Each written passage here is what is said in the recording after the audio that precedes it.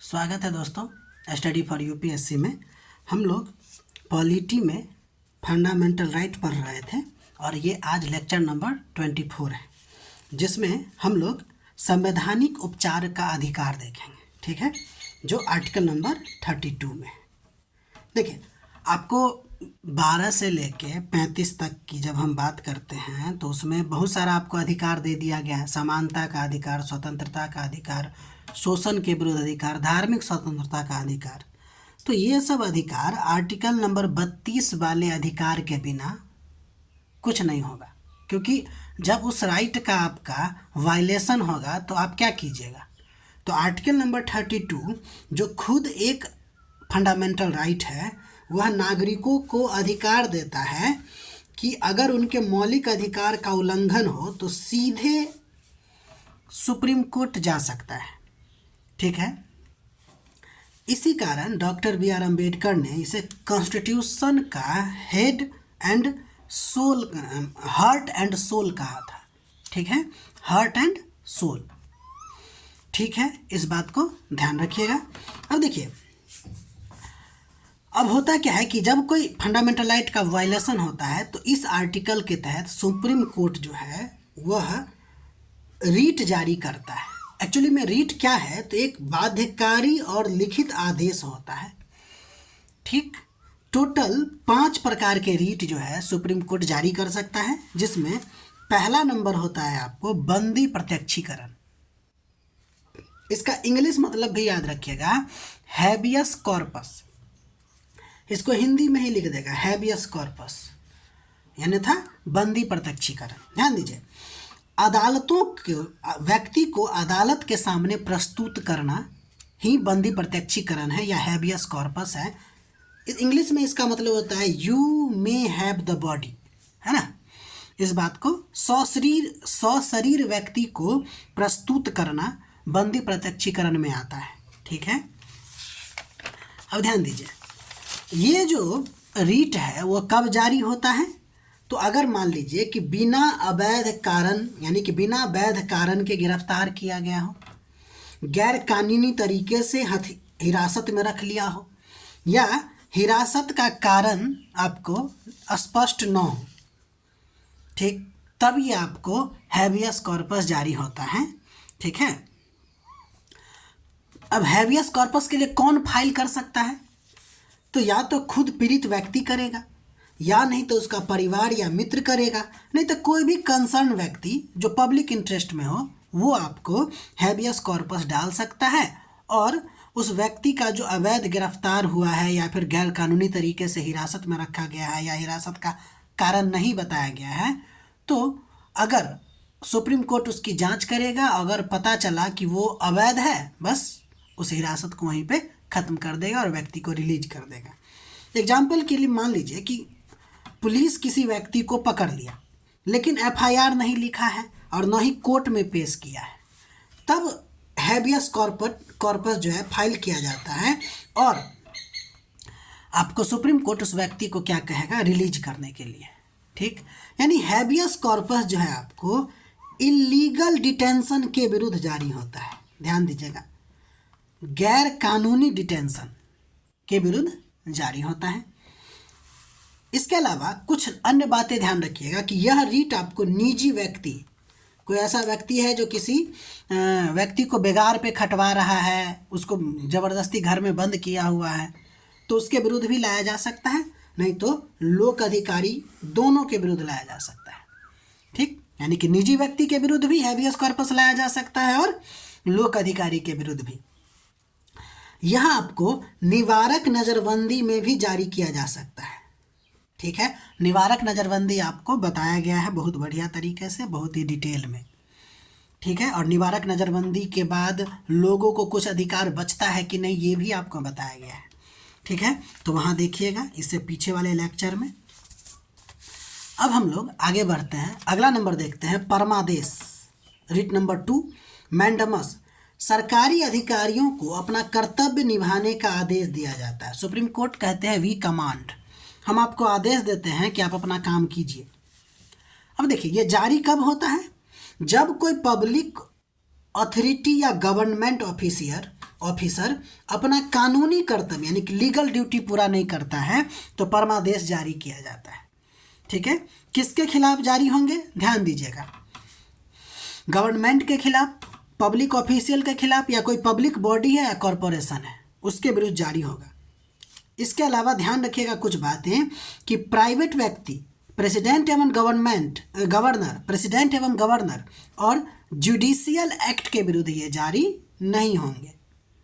ठीक, तो परमादेश में होता क्या है कि मान लीजिए कि अगर कोई सरकारी अधिकारी है और उसको लाइसेंस अप्रूव करने का लीगल बाउंडेशन है उसके पास, लेकिन वो जानबूझकर डिले कर रहा है, तो सुप्रीम कोर्ट में आप अपना दायर कर सकते हैं इसको। तो सुप्रीम कोर्ट मैंडेमस रीट जारी करेगा और कहेगा भाई अपना काम करो, वी कमांड। ठीक है भाई, ध्यान रखिएगा इस बात को। ज़्यादातर ना अपवाद वाले क्वेश्चन से ही हम लोग फंसते हैं। किसके खिलाफ जारी नहीं होगा मैंडेमस, तो प्रेसिडेंट एंड गवर्नर, प्राइवेट व्यक्ति और जुडिशियल एक्ट के विरुद्ध। ठीक है, अब देखिए अगला नंबर है प्रतिषेध यानी प्रोहिबिशन। निचली अदालत को काम करने से रोकना। ध्यान रखिएगा, प्रतिषेध मतलब रोक देना, प्रतिषेध मतलब रोक देना। निचली अदालत को कार्य करने का मतलब कार्य रोकने का आदेश। कार्य रोकने का आदेश से आप क्या समझ रहे होंगे, काम चल रहा है बीच में जाके कहता रुको भाई, तो काम चलते चलते ही इसमें सुप्रीम कोर्ट हस्तक्षेप करके काम बंद करवा देता है। समझ में आ रही बात, यानी कि निचली अदालत को काम करने से रोकने का आदेश, टू फॉरबिड, को प्रतिषेध कहा जाता है। इस बात को ध्यान रखिएगा। कब जारी होता है, तो जब कोई निचली अदालत या ट्रिब्यूनल्स यानी कि अर्धन्यायिक और न्यायिक संस्थान, निचली वाला, अपनी अधिकार सीमा यानी कि उसकी जो ज्यूरिडिक्शन है उससे बाहर जाके काम कर रहा है, या ऐसे मामले की सुनवाई कर रहा है जो उसके अधिकार में नहीं है, तब ऊपरी न्यायालय या ऊपरी अदालत उसके आदेश को कहेगा रुको, आगे की कार्यवाही मत करो। तो प्रोहिबिशन, रुको भाई, आगे का काम मत करो। ठीक है, ये किसके खिलाफ जारी होता है, तो लोअर कोर्ट और ट्रिब्यूनल्स के खिलाफ यानी कि न्यायिक और अर्धन्यायिक संस्था के खिलाफ जारी होता है। तो प्रतिषेध मतलब क्या, चलता हुआ काम को हाई कोर्ट या सुप्रीम कोर्ट निचली अदालत को कहेगा रुक जाओ, तुम अपने अधिकार क्षेत्र से बाहर जा रहा है, अपना काम रोको।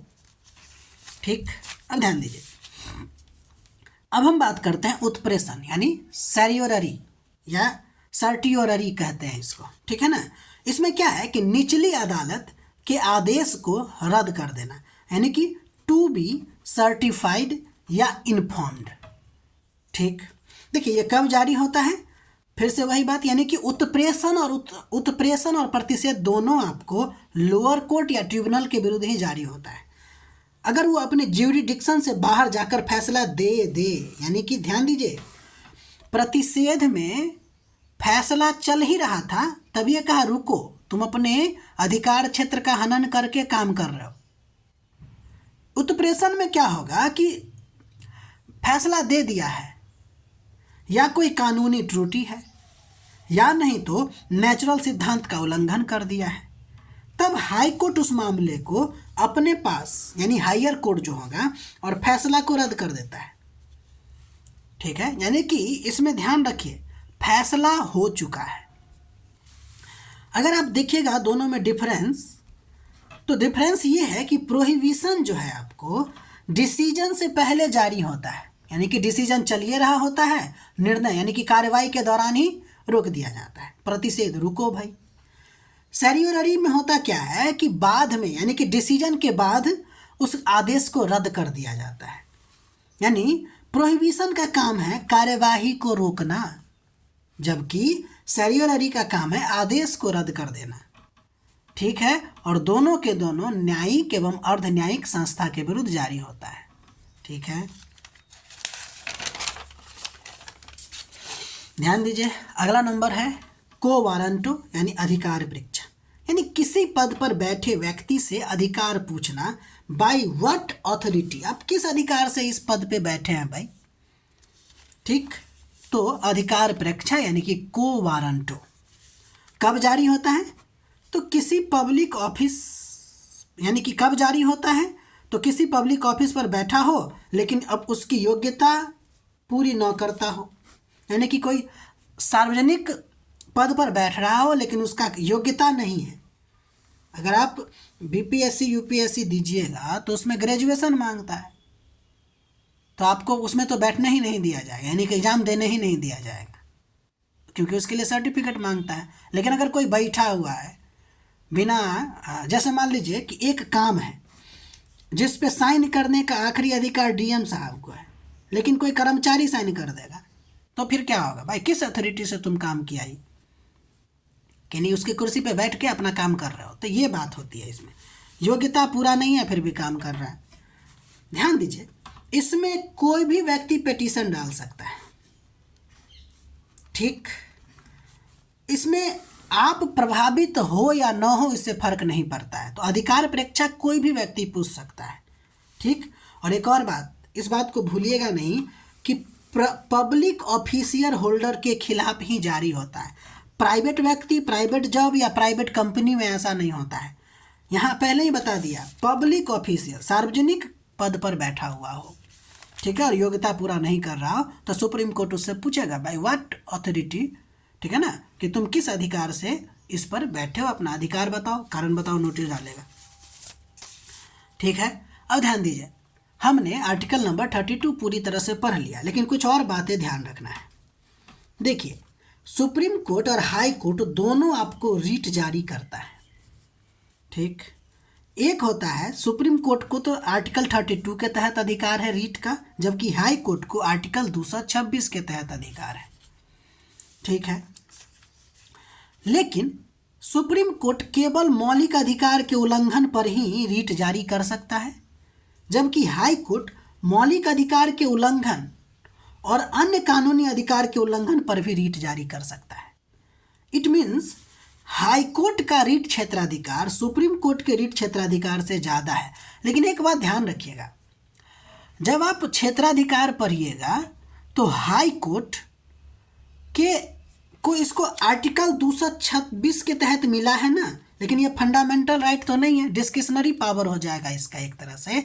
तो अगर आप हाई कोर्ट में दायर करना चाहते हैं कोई भी चीज़ फंडामेंटल राइट के वायलेशन को लेकर, तो हाई कोर्ट चाहे तो उसको मना कर सकता है, ठीक है, क्योंकि ये आपको 226 आर्टिकल में आता है, फंडामेंटल राइट में इसके लिए नहीं है। फंडामेंटल राइट में ये है, अगर आप सुप्रीम कोर्ट में दायर करते हैं तो हालांकि सुप्रीम कोर्ट का भी एक यहाँ पे है कि एक मूल क्षेत्राधिकार होता है। मूल क्षेत्राधिकार में भी आपको दो चीज़ होता है, एक तो अनन्य क्षेत्राधिकार जो केवल सुप्रीम कोर्ट ही सुनेगा, राज्य और केंद्र का विवाद, ठीक है, राज्य और राज्य का विवाद, ठीक है, राष्ट्रपति और उपराष्ट्रपति का जो चुनाव है उससे रिलेटेड। लेकिन एक अनन्य के बाद समवर्ती भी होता है जिसमें फंडामेंटल राइट वो सुनेगा, और वो चाहेगा तो कहेगा आप हाई कोर्ट चले जाइए, ठीक है। तो हम बस वो आपको जानकारी देना चाहते हैं। यहाँ पे आप इतना ही बात ध्यान रखिए कि रीट क्षेत्राधिकार दोनों के पास है, लेकिन हाई कोर्ट चाहे तो मना कर सकता है, और हाई कोर्ट का रीट क्षेत्राधिकार ज़्यादा बड़ा है सुप्रीम कोर्ट की अपेक्षा, ठीक है। बाकी तो और भी चीज़ डिटेल में पढ़ेंगे ही, फिर बाद में कंपेरिजन भी किया जाएगा, ठीक है। तो आज के लिए इतना ही, बाकी मिलते हैं अगले वीडियो में। तब तक के लिए अपना ख्याल रखिए, अपना पढ़ाई करते रहिए। हमारा प्रयास अच्छा लग रहा है तो लाइक कीजिए, शेयर कीजिए और सब्सक्राइब कीजिए।